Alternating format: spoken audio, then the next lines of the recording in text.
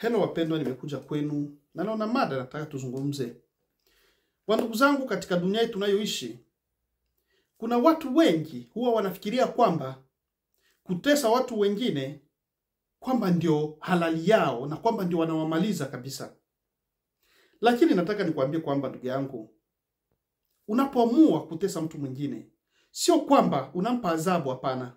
Lakini ujue kwamba pale unapomtesa wewe, yule mtu anachukua hiyo mateso kama sehemu ya safari yake ya ukuaji.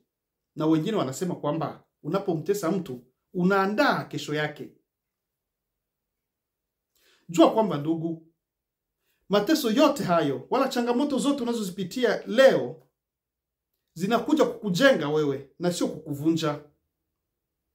Vumilia ndugu yangu.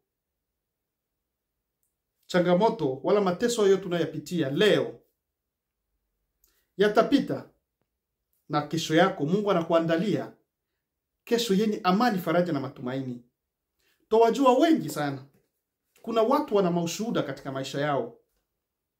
Kuna watu wanakuambia, nilianza kuteswa tangu nipo tumboni mwa mama yangu, na mpaka walivyozaliwa mpaka jinsi wamekuwa wanapitia mateso, lakini wana ushuhuda wa kuambia ulimwengu.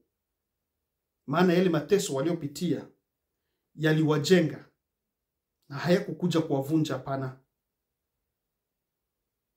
Na leo ni watu ambao wana ushuhuda wa kuambia watu wengine.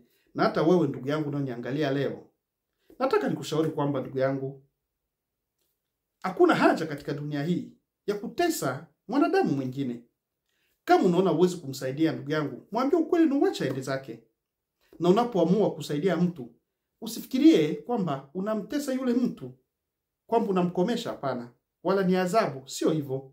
Lakini pale unapomtesa huyo mtu, ujue kwamba unaandaa kesho yake yenye nguvu. Maana tuna maushuhuda ya watu wengi. Mateso sio adhabu, hapana, lakini ni sehemu ya ukuaji. Na watu wote wale ambao wamepitia njia ya mateso na wakivumilia, kesho yao huwa ni kesho ya amani sana, na wana kitu walichojifunza. Na kama unaamini kwamba ndugu yangu, mateso sio adhabu, lakini ni sehemu ya ukuaji, tena ni maandalizi ya kesho, maana Mungu huwa anaandaa kesho ya mtu yenye amani, faraja na matumaini. Tena mtu anakuwa ni mkomavu kabisa.